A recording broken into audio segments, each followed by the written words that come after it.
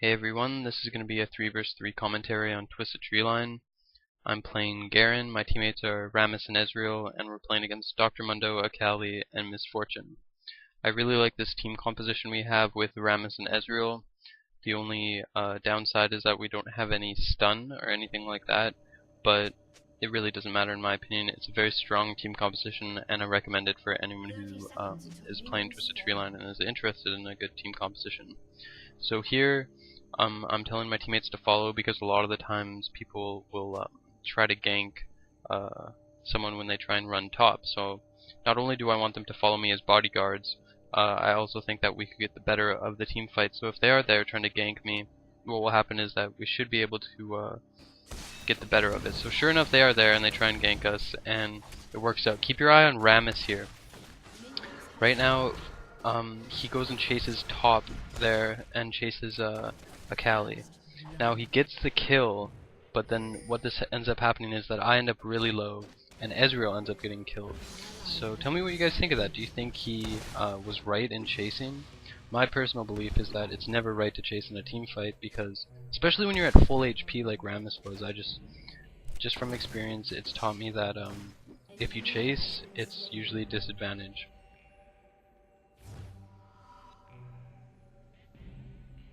It's important to note that when I go back to the base here that I buy boots. If you get a kill in a level 1 team fight, always buy boots.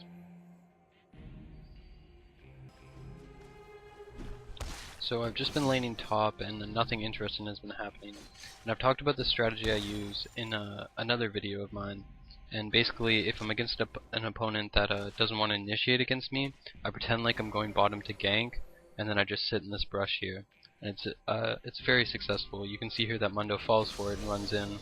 That's when I make my attack, and with an exhaust and my ultimate, I get the kill. Another strategy I like to use after I've killed an opponent is kill all the creeps, and then what it does is it forces my minions to attack their tower. This in turn forces the opponent to defend that tower, and while he's defending that tower I quickly run bottom, and emphasis on quickly, because when you set up a gank you really need to move fast before they figure out what's happened.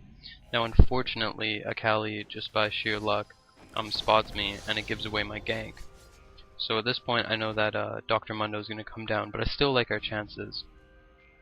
Here I'm kind of pinned between the two, and I'm trying to bait them and lure them and allow Ezreal to get some shots off. While I'm doing that, Rammus comes in, gets a beautiful taunt down on Akali, and tanks a ton of damage, and just in general just does a great play. I couldn't ask for more there. And we end up killing all 3 of them and none of us dying. All thanks to Rammus and his amazing taunt. This allows us to grab the bottom tower.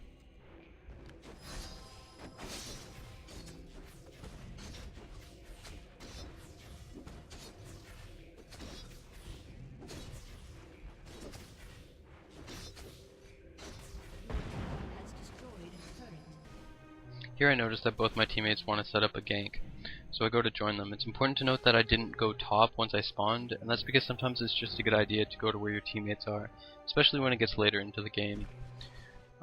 Keep your eye on Rammus. He actually is the reason why we get all these kills. Also, because we were setting up the gank, we were able to cut off Misfortune, which gave us better position and gave us 3 vs 2 for a while. Here Rammus gets a taunt on Mundo, and also puts down an exhaust on Akali, which both net us a kill. So it's important to note here that Rammus is really the main reason why we're getting all these kills. Another side note is that we got Ezreal the lizard buff, which is always a good idea. Here Rammus basically just cleans up and get his ace, which is well deserved.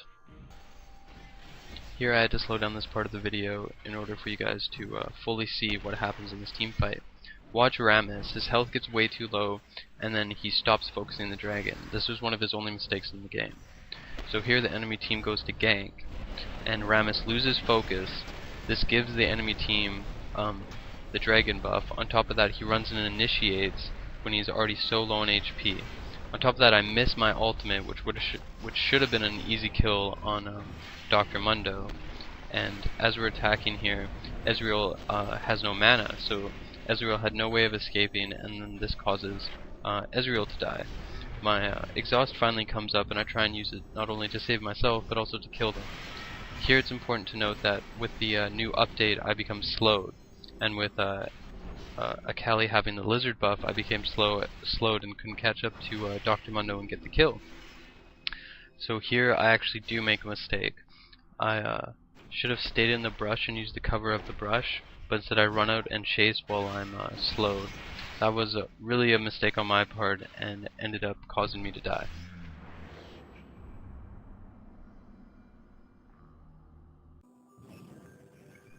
Here we're setting up a gank. It's important to note that we don't run in too early, and we allow Rammus to properly bait. Here he runs in, and once the enemy team is far enough from their tower, I make my move in.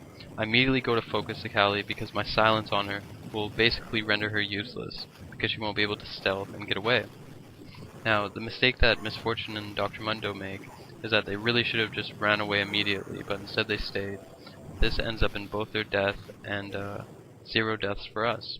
And at this point it was a really key turning point, because after killing all 3 of them and not dying, on top of that getting their top tower, things were really in our favor.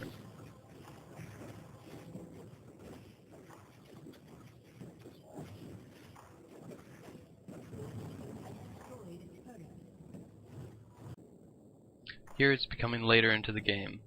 It's important to note how we're all sticking together. This is a sign of a good team. Notice how Dr. Mundo here runs in alone.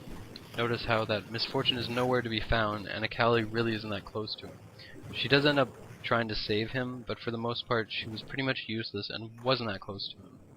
This really is the difference between a good team and a bad team. Another important thing to note is that the enemy team isn't farming at all now. And what we're going to do is we're going to take advantage of the fact that we're ahead in kills, and that we just finished killing 3 of them without dying. So right now we're stronger than them. Instead of letting them farm, we're really just going to put the pressure to them and try and all push the same lane and hopefully tower dive, because we're very tanky, and pick up some kills because they have 2 squishy champions. Here you're going to see another great play by Rammus. Goes into the middle of all of them, then taunts them. This allows us to focus their squishy champion, Miss Fortune, and pick up a kill. You can see how the strategy of really putting pressure on them and initiating them, not letting them sit back and recover, and instead just attacking them while we had the advantage, how that really worked out for us. Now we're going to get another turret. Unfortunately, Rammus overextends himself and allows Dr. Mundo to get a kill.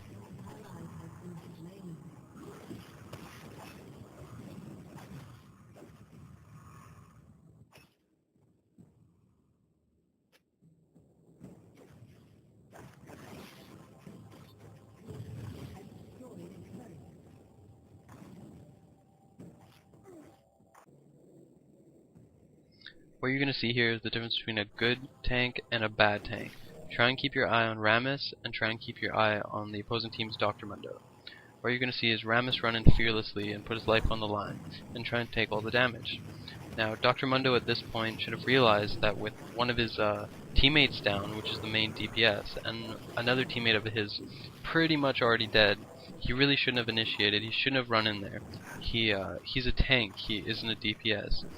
Running in there when into a fight that's 3 versus 2 really wasn't a good idea.